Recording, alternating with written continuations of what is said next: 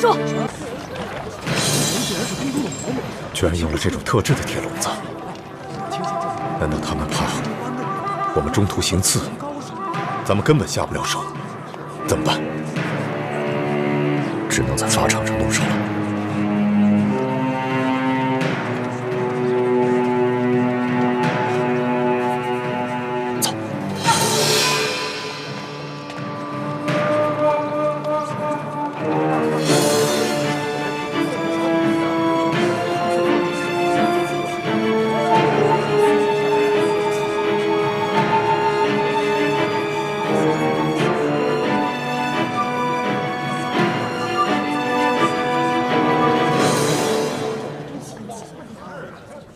二公子，皇上，待处决了雪衣居士之后，这平西王就可以高枕无忧了。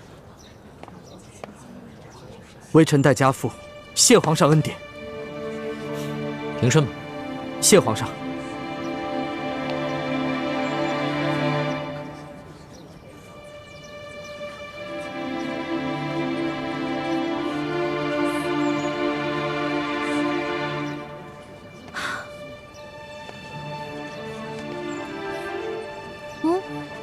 怎么了？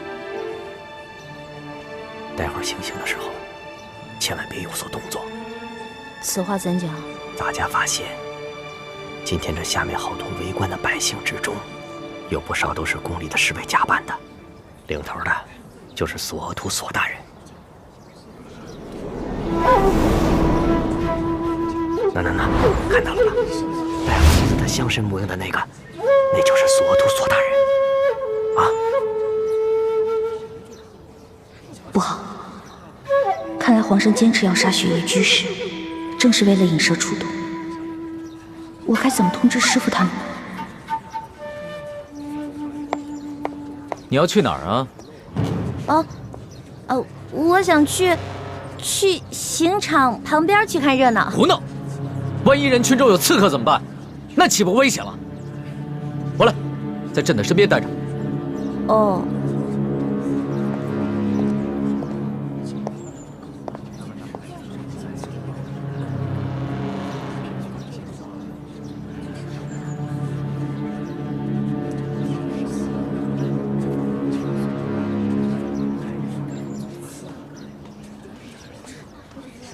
皇上，时辰已到，行刑。这，时辰到，行刑。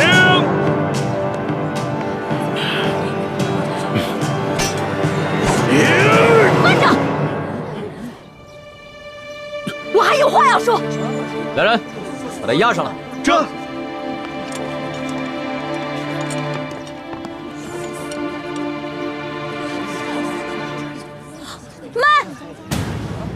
你又要干什么？皇上，有刺客！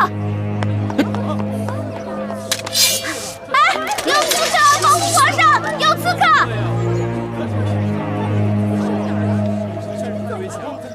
大师傅，一欢可以应对，我们不要暴露了身份。哎，住手！住手！干嘛呢你们啊？我都不认识了，把他说起。 索大人啊，怎么是您呢？石叔姑娘，皇上是怕这法场里面有刺客，叫我们悄悄的埋伏着。你说你这么一闹，你看我们都变成刺客了。哎呀，不好意思，来，缓来你，都是自己人。把刀收好。没事了，注意警戒啊！没事了啊，没事了。石叔姑娘，哎呦，大人啊，您这胡子没粘好啊！哎呦，啊！ 哎，我这么一闹，爹和师傅们应该趁机下手才是啊，怎么不仅不动手，反而撤了？石叔姑娘，你看我这……啊，胡子给您摘掉了哈。石叔姑娘，你这倒是瞧什么呢？没有啊，我再看看还有没有什么可疑的人。嗯，可疑的人？对。雪衣居士。 你有何话要说？草民要举报潜伏在皇上身边的奸细。好，若你能戴罪立功，朕饶你不死。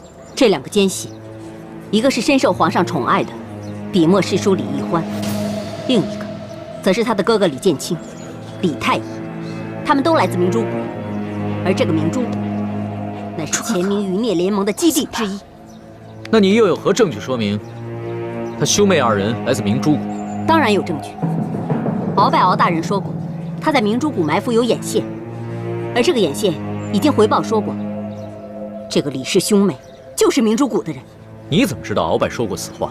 草民和皇后宫中的几个嬷嬷、宫女们关系甚好，是听他们私下里说的。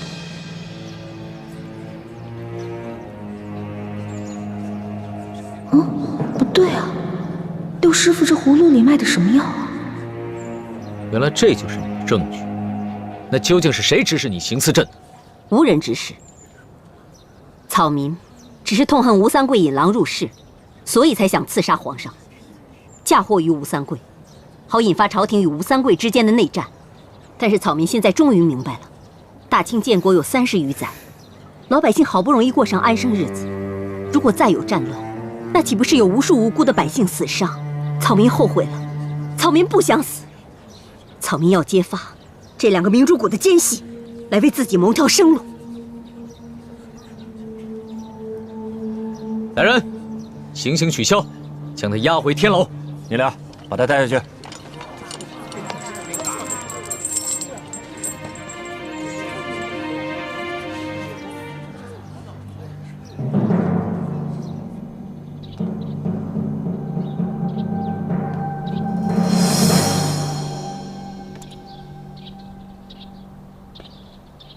索土，鳌拜那些挑拨离间的话是你告诉皇后的吧？原来李氏兄妹是奸细的谣言就是这么传出来的，还真是3人成4虎，连朕都险些当真了。皇上恕罪，奴才只是在和皇后聊家常的时候，不小心说漏了几句，没想到皇后身边的人竟然把这些话都给传出去了。索土，朕知道你是皇后的亲叔叔，你要维护皇后乃人之常情，但朕也是人，朕也有七情六欲，朕身边需要这么一个知心斗趣的人。易欢是汉女，自幼定了亲，她早晚都要出宫嫁人的，她也威胁不到皇后的地位，你明白吗？皇上，奴才真的是冤枉。奴才这些所为，并非是为了维护皇后啊。奴才所做的一切，都是因为担心皇上和大清的安危啊。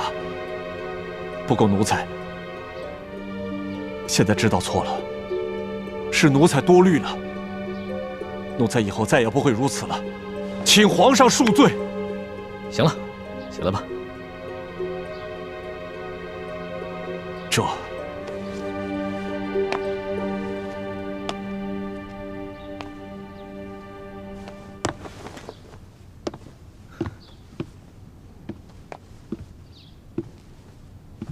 索土，这雪衣居士在刑场之上说的话你也听见了，你觉得可信吗？说实话，不要辜负朕对你的信任。皇上，奴才觉得雪衣居士所说的话也只是道听途说，并没有真凭实据，所以并不可全信。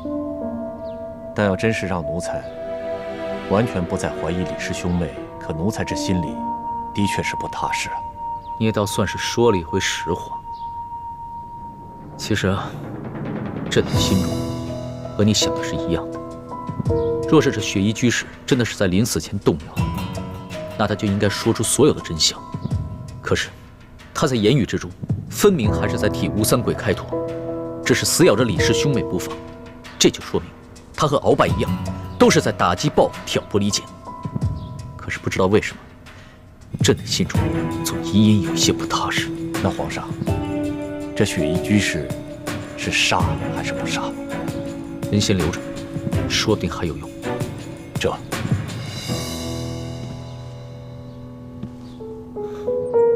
你现在总应该能告诉我是怎么回事了吧？六师傅之所以转变态度，是因为吴应奇。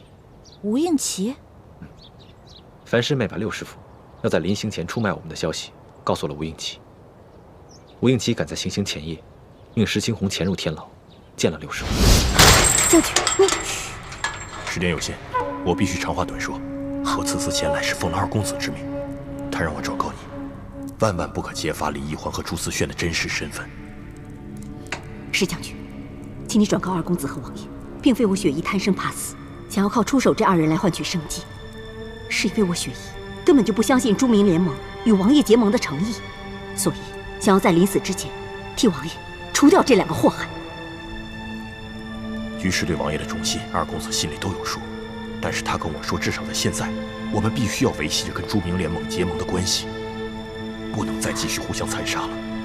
这是其一，还有其二，也是最重要的一点。朱思炫可是大明王朝最后的一位太子，当年王爷绞杀了永历帝，引得全天下人的仇恨和唾骂。你现在要是再出手了朱思炫，那不是王爷摆明了成了公敌了吗？如果真的有一天，我们起兵反叛之时，那个时候，谁还来响应我们？可这……所以，明天到了刑场之上，你万万不可揭发他二人的真实身份，反而还要尽可能的帮他们打圆场，为他们开脱。这不仅是二公子的意思，也是王爷的意思。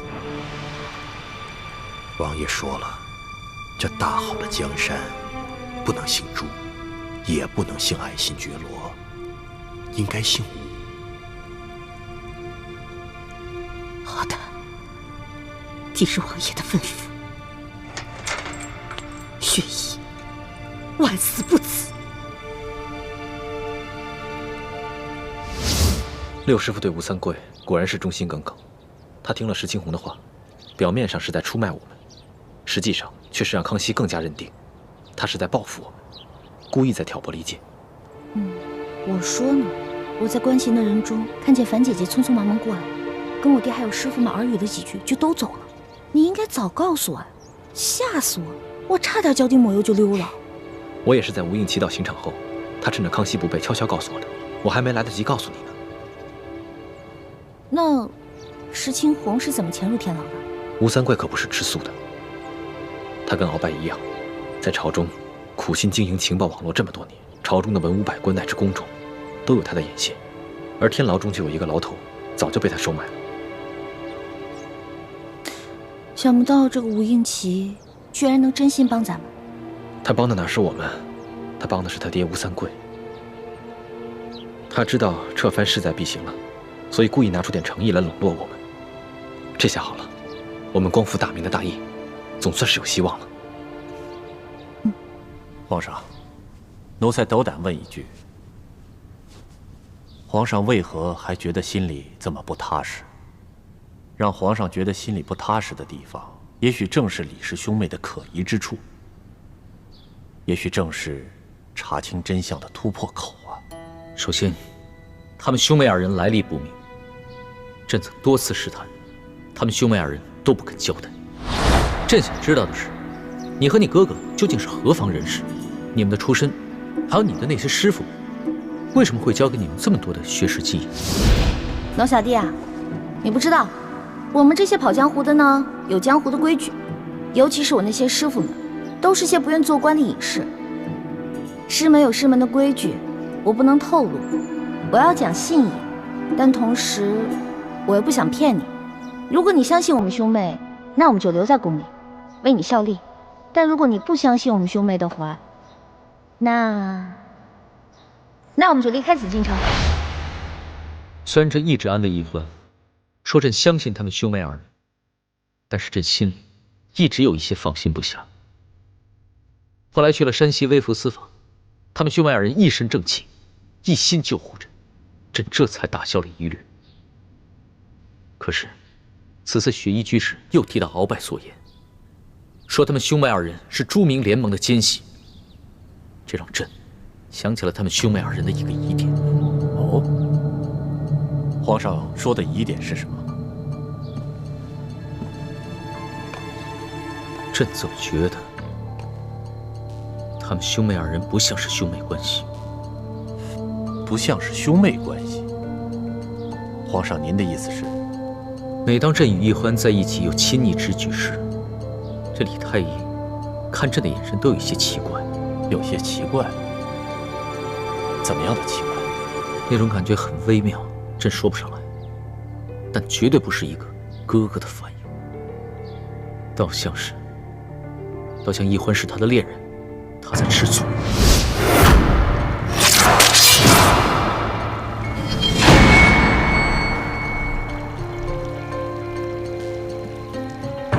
当时他很是气急败坏，似乎还想对朕出手，连剑都拔出来了。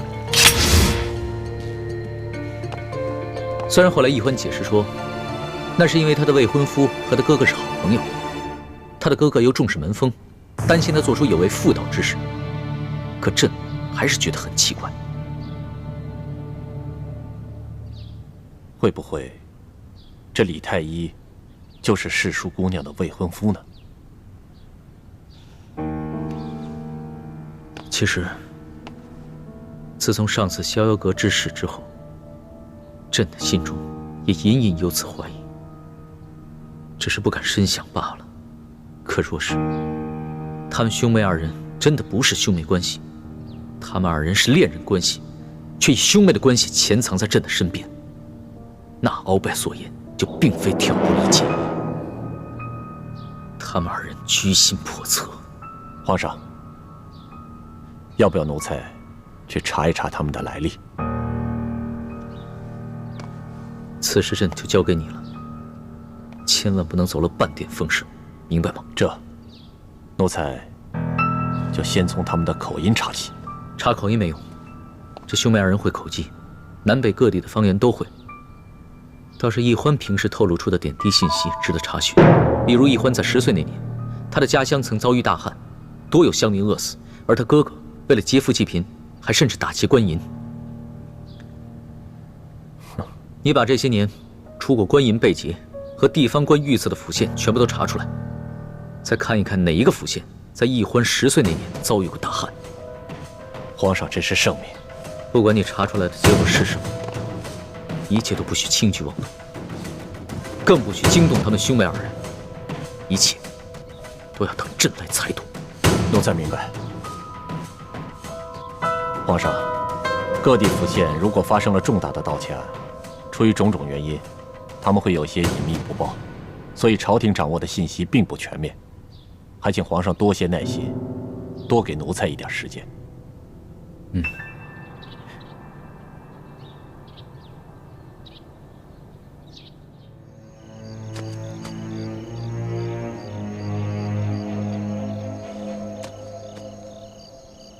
建清，你跟我说句实话，你跟易欢到底是不是真的亲兄妹啊？自然是真的兄妹。叔父怎么问起这个来了？哎呀，都到这个时候了，你还瞒着我？其实你们平时在一起的时候，我就隐隐约约觉得你们的关系有点奇怪，我就没往深了想。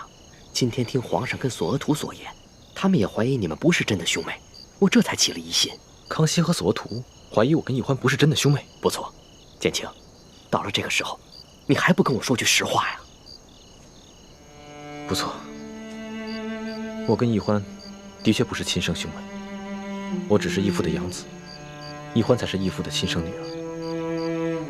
义父从小就为我和易欢定了亲，我们是未婚的夫妇。啊！你们，嗨！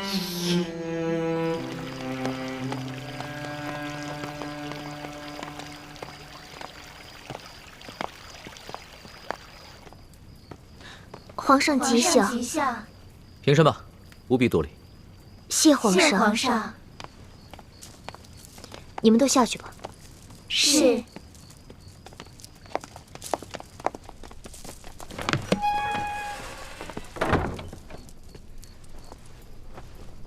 妾身要向皇上请罪，妾身不该把三叔透露给妾身的消息口无遮拦，说之与下人知道。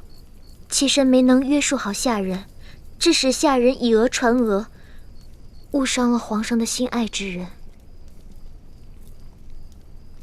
妾身向皇上请罪。罢了，朕知道你也是为了朕好，关心则乱了，但是下不为例。你的坤宁宫应该是6宫的表率，朕不希望它成为后宫谣言的起源。妾身知错，绝不再犯。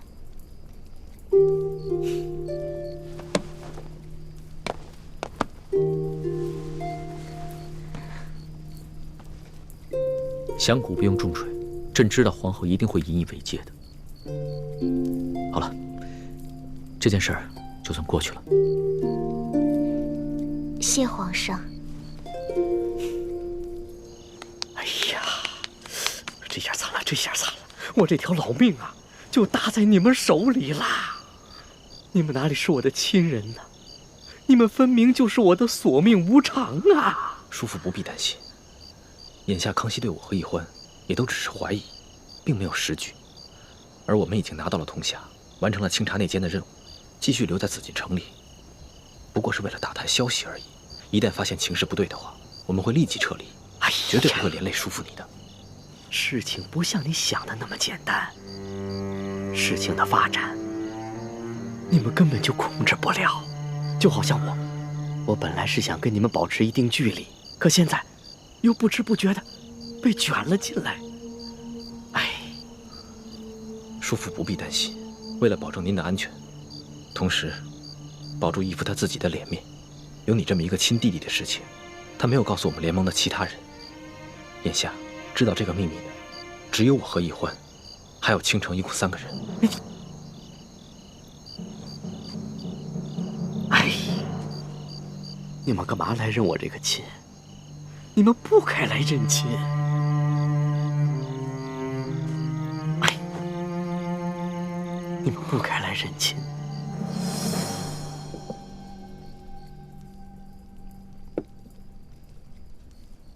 皇上看起来似乎很疲倦。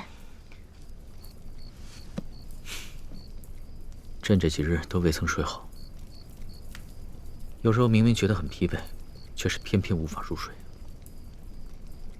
皇上是太过于操劳，伤了元气，可要太医来瞧瞧？不用了，朕是心里有事，所以觉得很焦躁，找了太医也是无用的。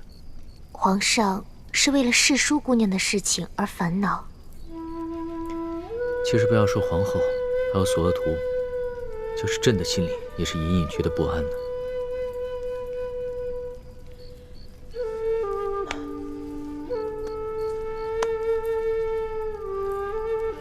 皇后，朕自亲政以来，一直忙于国事，无法陪你。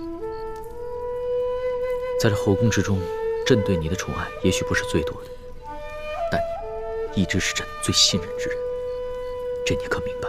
妾身明白，妾身对皇上的信任很是感激。妾身只是恨自己无能，无能替皇上分忧解愁。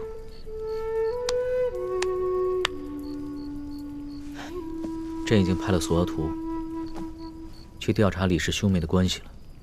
只要一天不确认他们2人到底是不是亲兄妹的关系，朕这心里就一天不得踏实。只是此事不是一朝一夕能查出结果的，所以朕的心里也很是焦躁啊。原来皇上是为了这个而烦恼，想要测试李太医跟李奕欢是不是亲兄妹。妾身倒有一计，可以立竿见影。说来听听。不知道皇上是否愿意为李太医做一次媒人？好计啊！皇后，还是你有办法。皇上，让妾身为您更衣吧。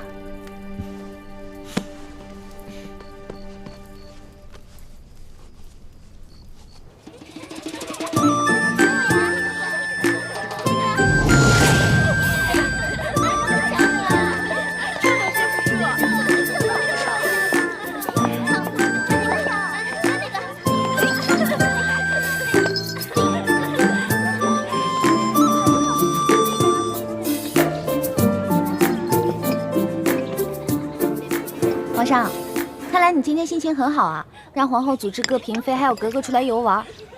我能不能跟他们一块儿去玩？那不行，你得待在朕的身边。为什么呀？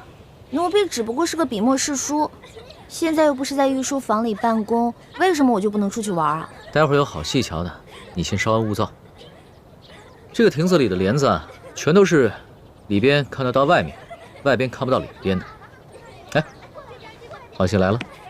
啊，真的有好戏看啊！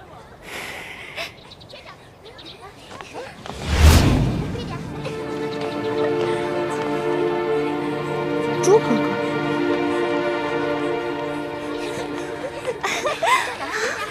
哎，这是谁啊？长得这么俊。这人我也没见过，不是皇宫的人。不过能进御花园的人，定是皇上赏识的人。快来快来，看他背着药箱，肯定是太医呀。太医不都是些七老八十的老头子吗？什么时候来了个这么年轻的？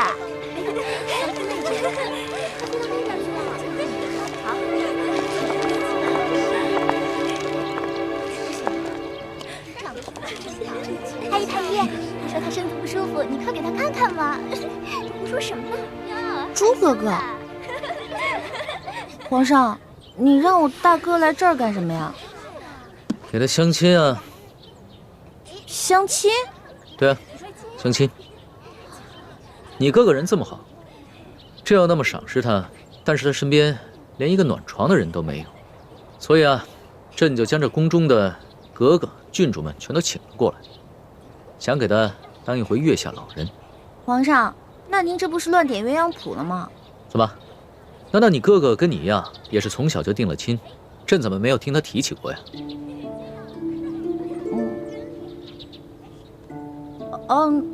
那倒没有，奴婢最有家贫，哪有钱给我哥哥定亲啊？那就好。你哥哥乃是罕见的文武全才，前途无量啊，又长得那么一表人才，你看看那些格格们，个个都在偷偷瞧他，看来对他很是动心呢。而且这李爱卿看到这么多美女娇娃，不也是如痴如醉的吗？皇上，您可是皇上啊，放着朝廷大事不管，现在怎么反而当起媒人了呀？朕总不能天天只忙着国家大事吧，也得找一些有趣的事情来做一做呀。再说了，朕也得关心一下自己身边的能臣。朕给你找了一个大嫂，让你哥哥当了额驸，那咱们俩可就是亲戚关系，那关系岂不是更近了一步？哦。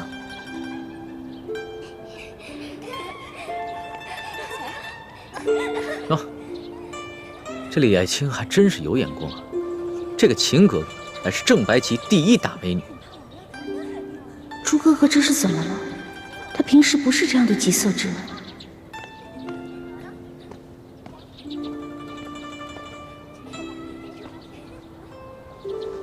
微臣参见皇上。免礼。谢皇上。李爱卿，朕让你看的佳人都看了吗？回皇上，都已经看完了。那你觉得美吗？公主格格们个个都貌美如花。那朕让你选的人选出来没有？微臣看得匆忙，一时还未能选出来。好，那你再回去考虑考虑，明天你再给朕答复。请皇上放心，微臣定不负皇上的信任。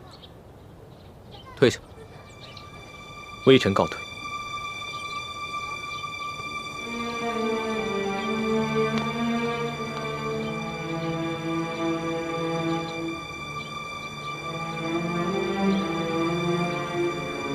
怎么？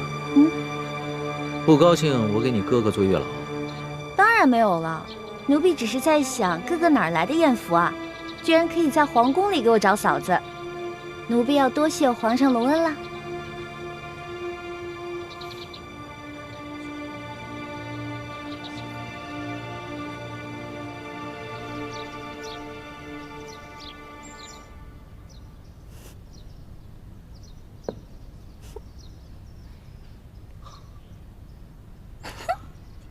欢妹，你笑什么？什么事啊，那么好笑？今天龙小弟让你去相亲，你还真去了？哎，看了那么多公主格格的，是不是心花怒放啊？你开什么玩笑？我什么时候去相亲了？怎么样？怎么样？那么多公主格格的，看上哪家的金枝玉叶啦？康熙跟你说的。今年康熙宣我去御花园，说有一个王妃，不知道自己得了一种传染病，现在一病不起。她担心跟她接触过的公主格格们也被传染，所以让我进行观察，一旦发现马上隔离。但我找了许久，都没有发现什么。那为什么康熙要骗我，说你是去相亲啊？糟了，叔父提醒过我，康熙对你我仍有疑心，甚至怀疑你我的关系。但我没有想到，他居然会以这样一种方式来试探你我。你有没有露出什么破绽？我应该没有。还好我中途的时候看了一眼叔父的眼神，他给我递了个眼色，我当时就在想，这是不是康熙在试探我？所以我就装作若无其事的样子。我觉得他没有看出什么破绽吧。都怪我，估计以前我看到你跟康熙亲热，没有控制好自己的情绪，估计被他瞧出了破绽。以后我们要加倍小心。现在铜匣已经找到了，内奸也铲除了，我特别想带你离开。不过义父说了，我们还要继续留在康熙身边，刺探军情，协助吴三桂起兵。但是说好了，这次可是你让我跟康熙假意亲近的，到时候你别再说我了。你自己说的，你对康熙已经死心了，我能不相信你吗？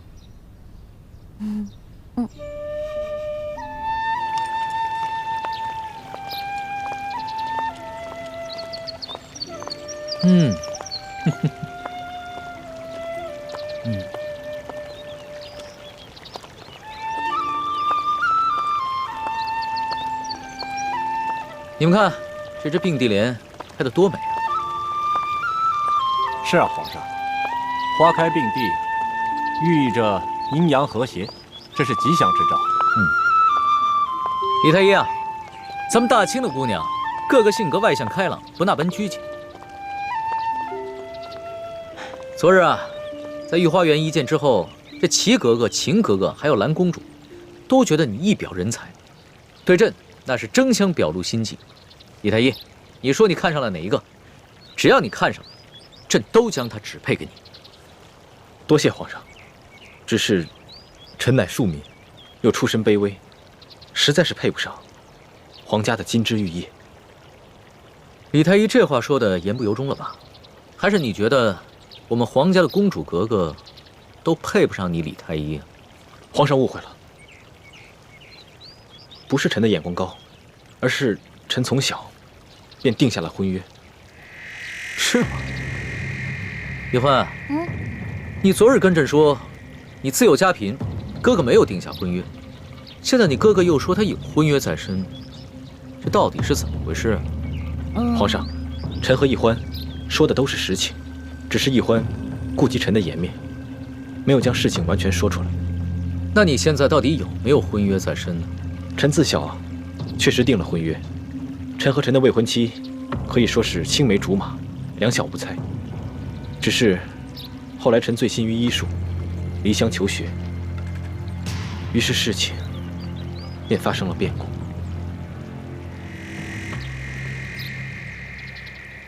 什么变故？恕臣脸薄，羞于直言。莫不是你的未婚妻悔婚了？正是。虽然臣的未婚妻跟臣并没有明言，但是臣知道，她的心里已经有了别的人，所以臣才会伤心之下远走京城。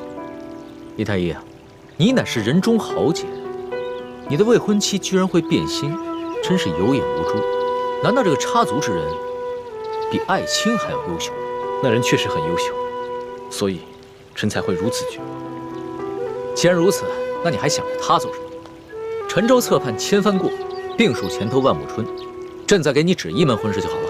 曾经沧海难为水，除却巫山不是雨。虽然臣的未婚妻已经变了心，但是她在家里却并没有毁约，而那个趁虚而入的男子家里早已是妻妾成群，所以这往左走。这是停！咱们是不是又回到原地了？好像是。老大，你不会学艺不精吗？把这迷魂阵你都给认错了。我只是稍微失误了一下嘛。这回肯定没错，往右转。不是老大，你确定不是往中间吗？我是老大还是你是老大呀？你宫里老师教过你阵法吗？不是，我是没学过阵法，可是你哥哥刚才给的地形图我是看过的。我记得走到这个位置以后啊，似乎是往中间走。你看似乎，这说明你也不确定。不是，我是记得该往中间走，但是你又说是往这边，我就不确定了。不确定是吧？我是老大，听我的，走。那。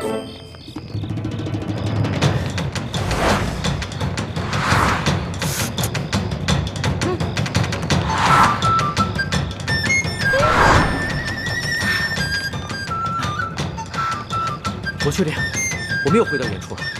我也确定这就是原处。不是，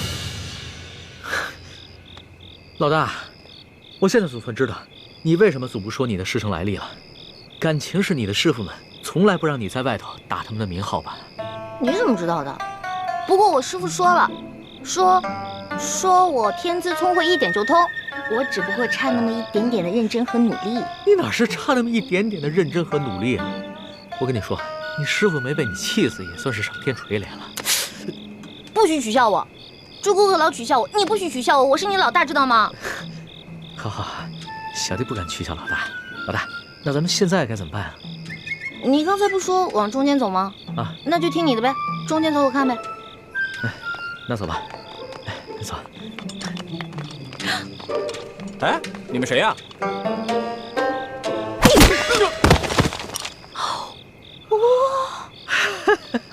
可以啊，反应够快的。其实挺害怕的，看得出来了。胆小鬼！鬼啊！出鬼！老大，你胆子好大呀！我就是怕鬼，其他我什么都不怕。是吗？是啊。喂，你们俩在干嘛？偷懒是吧？快来人！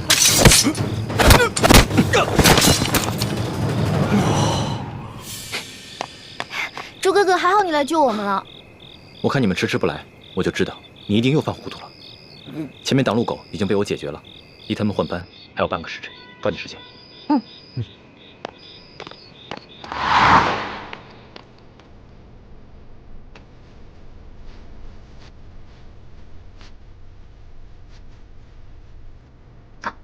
小心点。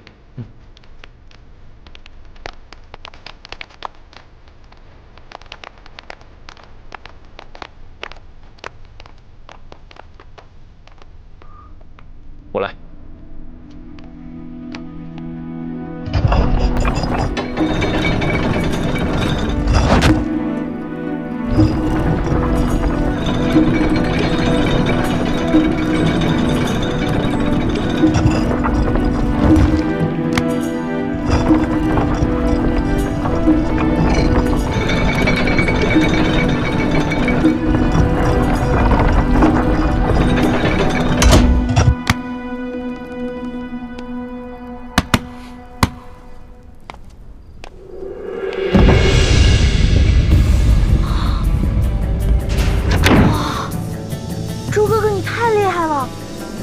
全都搞定了。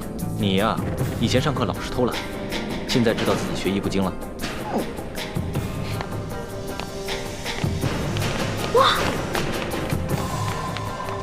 哇，这么多银子啊！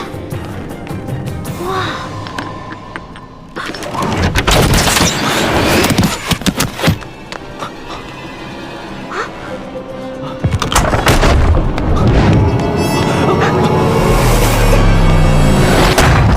是吧？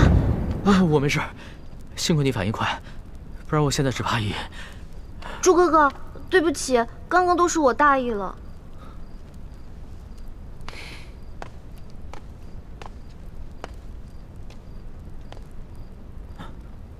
主子，你没事吧？我没事，没事，没事就好。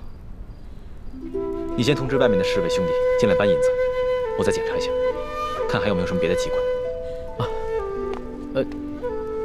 注意安全。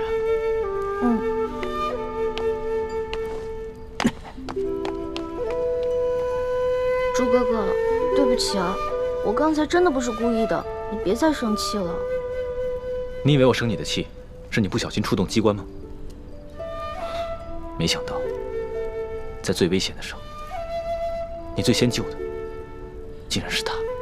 你是因为这件事情生气啊？那你也太小心眼了吧？你看他武功不行，所以我肯定要先救他嘛，我得保护他嘛。你从小在我心里就是最强的，你肯定能保护好自己啊。但如果有一天我们两个同时遇到危险了，我第一个救的肯定是你，再救我自己。你呀，来，快点，快点，快点，能装多少是多少，快！多多益善，多多益善啊！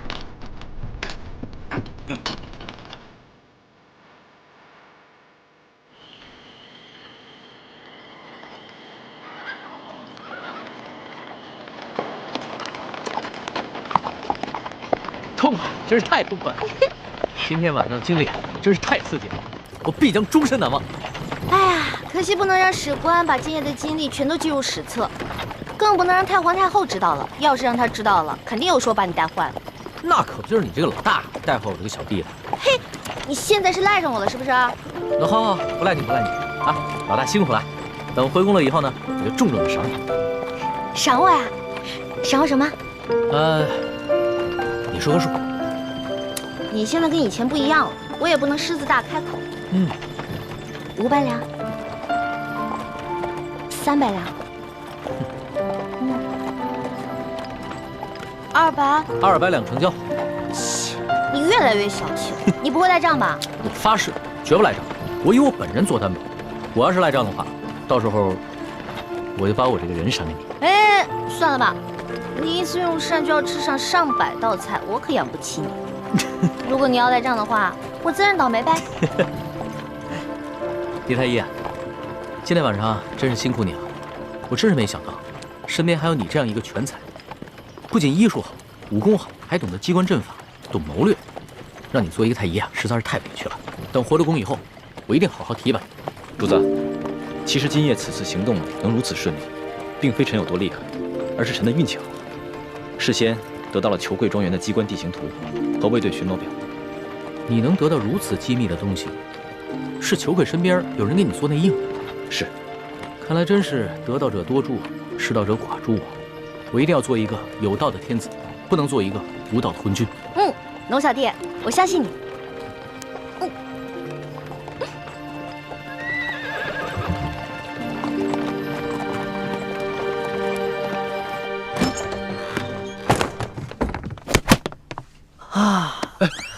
李公公得罪了。主子，你终于平安回来了。你要是再不回来，奴才也要吓死了。李德福，这件事情你得替我保密，不能告诉任何人，尤其是太皇太后，要不然我就砍了你的脑袋。只要主子能平安回来，这件事情奴才就当不知道。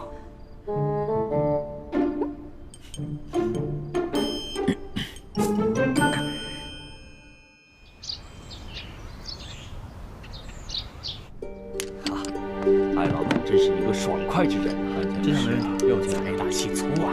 哎，这下也没问题，对，说没错。艾老板大手好。老爷，银子都验过了，都是成色十足的官银。好，艾老板，真是诚信之人呐！我们商会已经准备好了1000担粮食，就在码头仓库里。如今银子已经交割完毕了，可以放粮了吧？那是自然啊，去，带着艾老板的手下到码头交割一下啊。是，好的。跟我来，请，这边请。哎呀，艾老板，真是大善呐！您行此善事，上苍必定眷顾，此次劫难一定可以安然度过。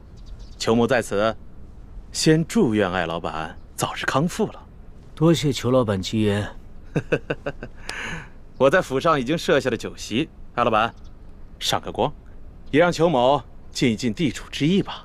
好说好说，倒是让裘老板破费了。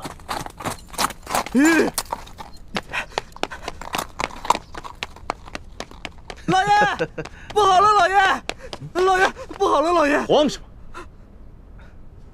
么？说，庄园进了盗贼，银库里的银子少了整整3万两。这3万两？你说什么？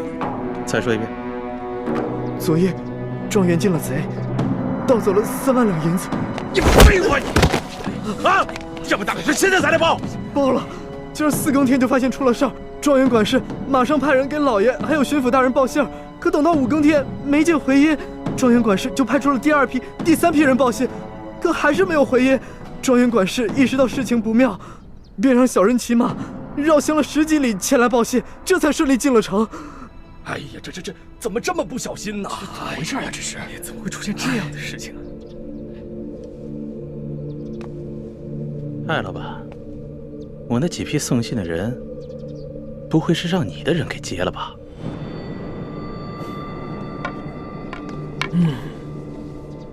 你说呢？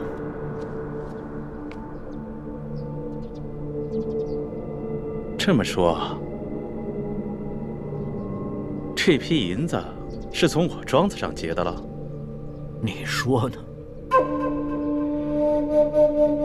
你真是吃了雄心豹子胆了！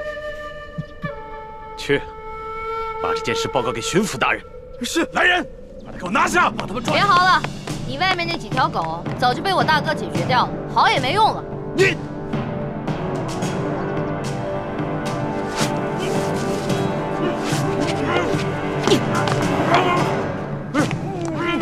爷爷，咱们不能把银子都给他们留下来，把银子全都抬出去，交给李护卫发放给灾民。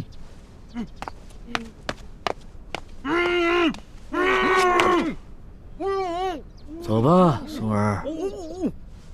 等一下。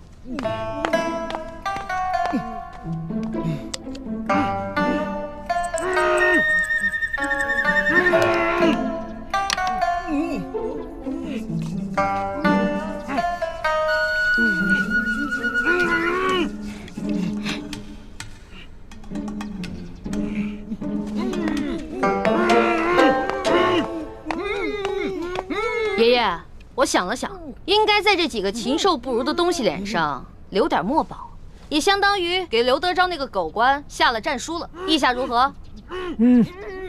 这倒挺有趣儿的。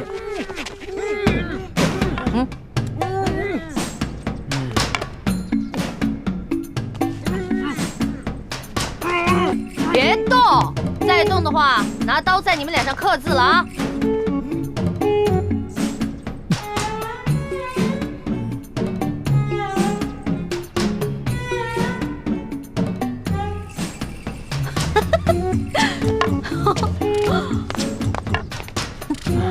这边再写一个字啊！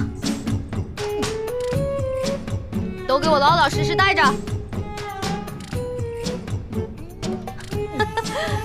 好了。哎，不错不错，写完了。行了行了，别鬼叫了。知道我爷爷是谁吗？告诉你们，我爷爷的字那可是价值连城的，最好在你们脸上永远不要洗掉，给你们还有刘德昭敲个警钟，知道吗？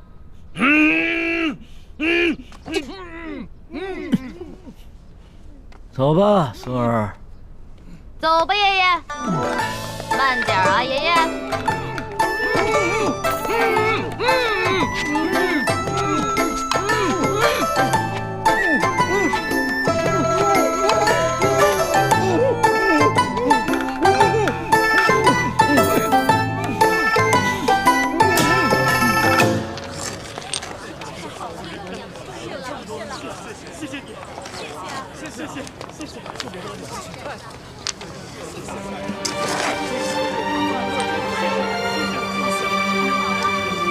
好，谢谢啊，终于有吃的了。艾老爷，谢谢您。艾老爷，您可是活菩萨呀，是吧，乡亲们？各位不必谢我，其实我也是皇上指派下来赈灾的。你们手上拿的粮食和银两，全都是朝廷调拨的赈灾银和赈灾粮。接下来，朝廷还会有更多的赈灾计划，帮大家重建家园，度过灾年。谢谢皇上，谢谢大家，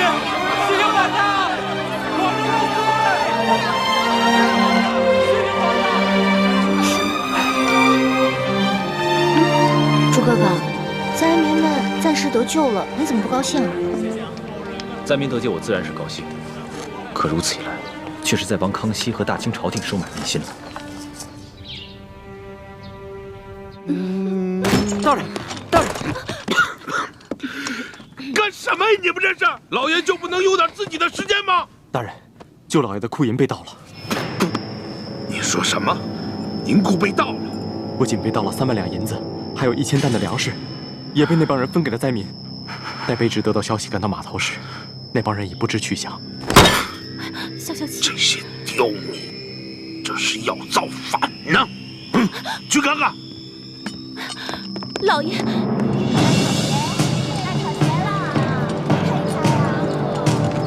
闪开！闪开！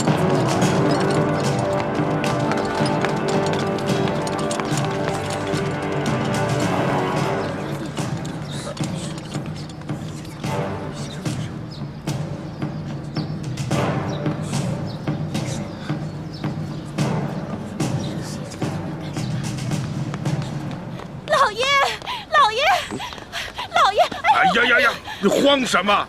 老爷好着呢，小心你肚子里的孩子，慢慢说。棍儿和那几个商人被人给绑了。啊！看看去。走。轻点。棍儿啊！你知道轻点。棍儿啊！这是哪伤着了？怎么不起来？这人怎么了？啊！哪个不要命的干的？你到底出啥事儿了？你倒是说话呀！你别吓我！你这是怎么了？来，先起来说啊！先起来！别碰我！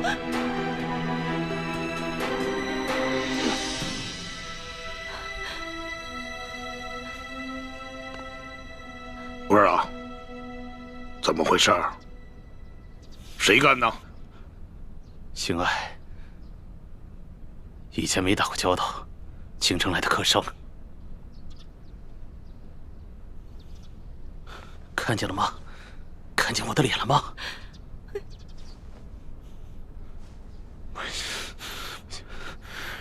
让我抓到他！我扒了他的皮！刘德昭，这事你必须得给他做主！你看看他这脸，这脸弄成这样，他怎么见人？他怎么活呀？你什么时候受过这样的委屈？什么时候被人这样欺负过？我跟你说，这事你要是不给他做主，我跟你说，以后你就甭想来了！别没有！好了，成何体统啊！有事回家说去。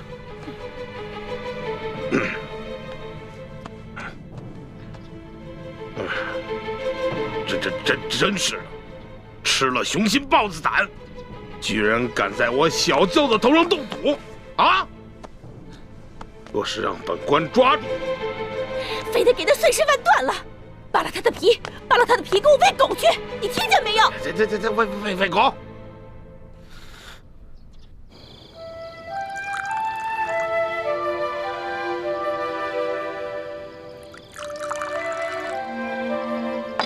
娄小弟，这杯酒我敬你，谢谢你为了老百姓，肯跟我们一起铤而走险。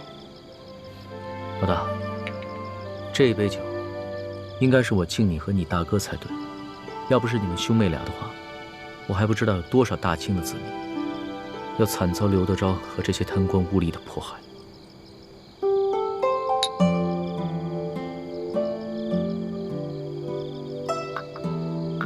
我现在一想到刘德昭跟裘贵那副嘴脸，肯定十分狼狈，我就觉得特别好笑。可是我笑不出来啊！这次出巡以来，我见到了太多平常在宫里连想都不敢想的事情。我在想，如果我们大清的官员每一个都如此贪赃枉法的话，那我们大清的江山还能长久？看到那些灾民收到一点点赈济的银两，就三呼万岁。说实话，我很震撼，也很惭愧。我们大清的百姓是多么的善良，对官府的要求是多么的低微，而我们这些身居高位的人是多么的失职。龙小弟，为了刚才你说的这番话，我再敬你一杯。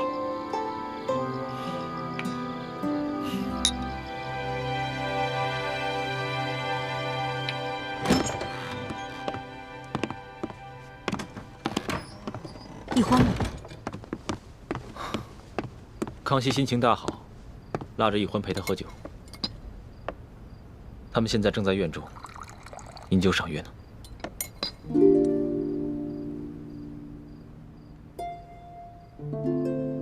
大师兄，小师妹跟我一样，都是为了光复大明的大业，你千万别介意。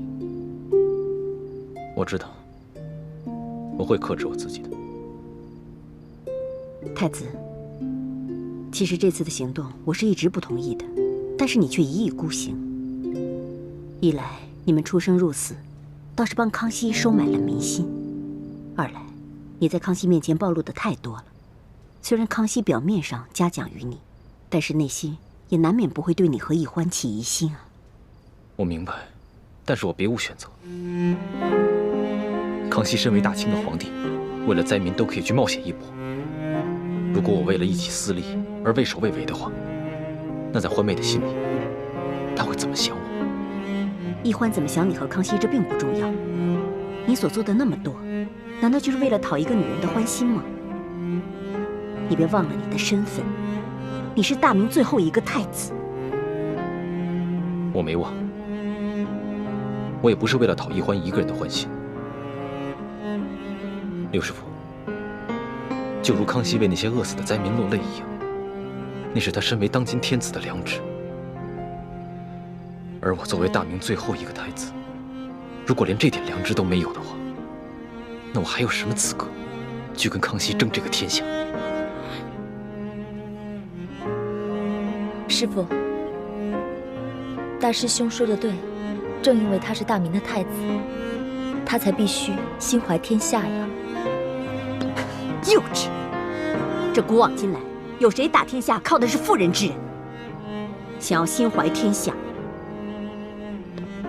那我问你，你怀的是谁的天下？是爱新觉罗的天下，是大清的天下？你想要心怀天下，就必须要先打下天下，你才有这个资格。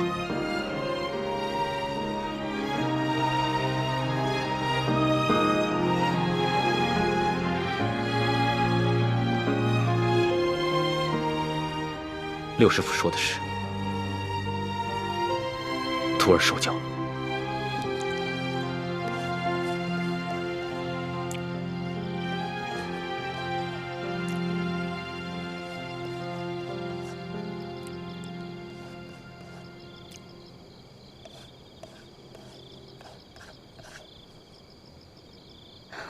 龙小弟，你可认得此字？这不就是龙字吗？那你可知此字何意？老大，你是要考小弟的学识吗？那小弟可能会比老大你强上那么一点点。这龙字啊，本意是指能带来雨水的神物，在此呢，则既指春天的雷雨。耳者闻也，而与龙联合起来，表示耳朵听到春雷声。本意指这个年老耳背的农夫啊，平常无法与人交流，但在春分时节，他能听到春雷响声，便知道该下地播种了。后来慢慢变成现在的意思，指称别人耳背的毛病。龙小弟，若论这番学识，我自然是不如你。但是今天我想给你讲另外一层意思。你看这个龙字，是龙跟耳结成的，这个龙指天子，意思就是说，其实天子的耳朵只是个摆设，民间的疾苦是听不到的。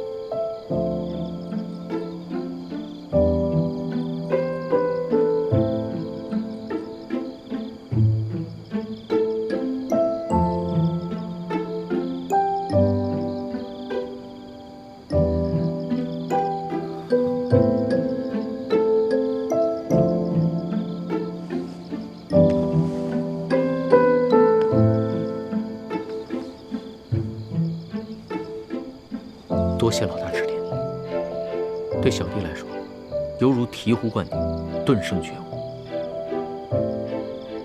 此次出巡以来，我这双耳朵总算是打开了。等我回了宫以后，再也不会让我这双耳朵变成白纱。龙小弟，一言为定。为了你这句话啊，我再敬你一杯。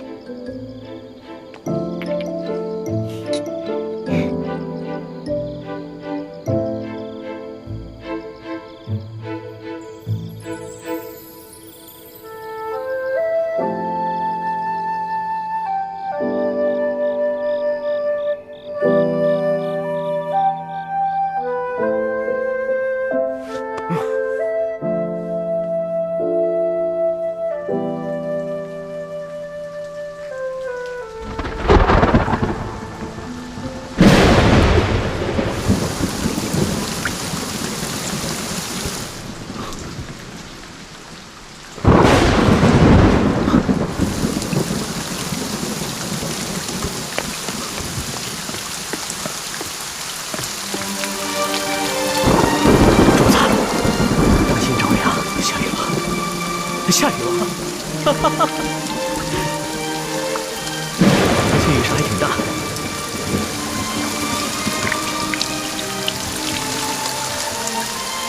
看这个雨势，山西的旱情应该能得到缓解。这都是主子您宅心仁厚，感动了上苍，所以上苍才降下甘霖，拯救万民呐。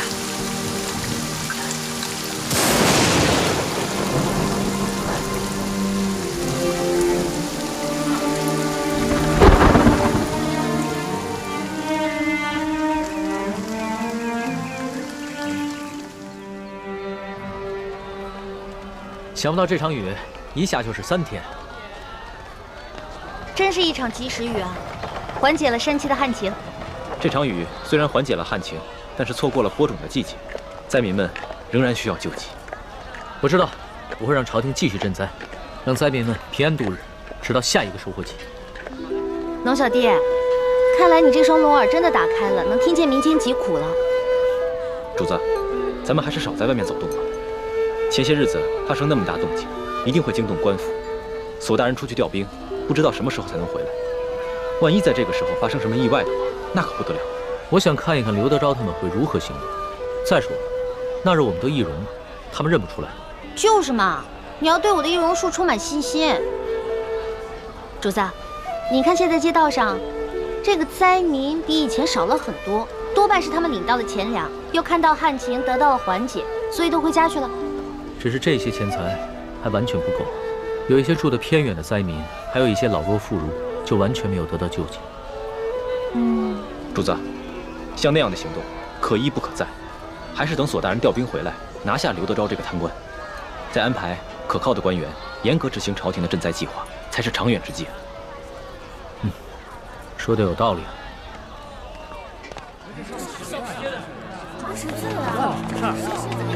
我跟你说，听说前些天有人在码头上给灾民们分粮分银。哎，龙小弟，咱们都成了官府通缉的江洋大盗了。多亏了他们呀！怎么会像是铁匪呢？活菩萨呀！是呀，哪怕是活菩萨，现在都4缺难保了。这劫了官粮官银，可都是杀头的罪啊！是啊，就咱们老百姓啊，最可怜了。逆来顺受是个死，这官逼民反还是个死啊！你说他们这些好人都给抓了，多好的事儿，太可怜分粮了。咱们老百姓真没有活路了。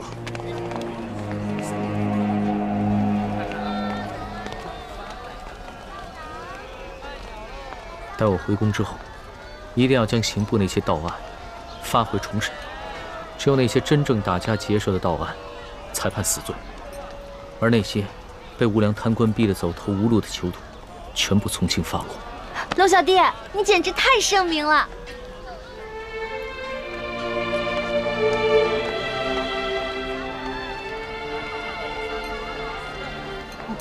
怎么了？他不过是随口一说，你还当真了？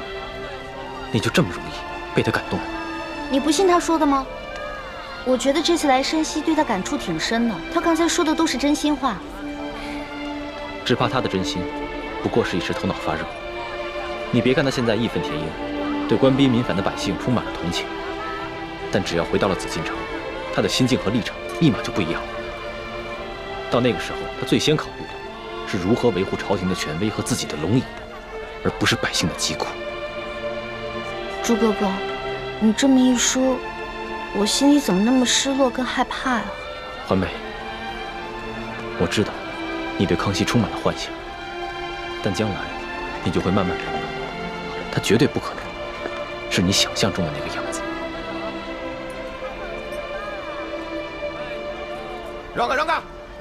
官爷，求你再仔细看看这画像，和老朽只是略有几分相似。闪开，闪开，闪开！这3个人看上去跟老实巴交的，哪有胆量去劫官粮官银啊？就是啊，看他那个小身板，个个瘦的跟皮包骨头似的，就算有那个贼胆，也没那个能耐呀。行，这3位活菩萨神龙见首不见尾，给灾民发放完钱粮之后就消失得无影无踪，肯定是有来历的高人啊！就这帮饭桶，只知道欺压老百姓，他们哪有本事去抓人呢？就是啊。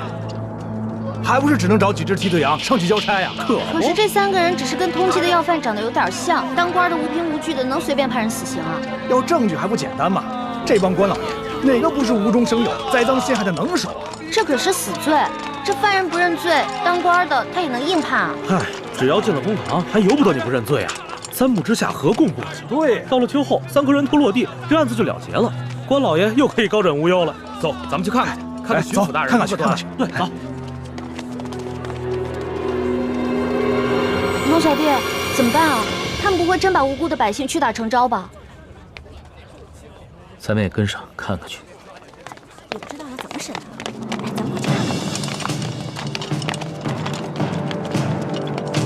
走，快点！跪下！让开！主子，现在怎么办？临出来之前，为了预防万一，我把那道圣旨带了，要不然以钦差的身份进去问一下。不急，咱们先看看这个刘德昭怎么办这个胡乱。这也不让我们进呢。走。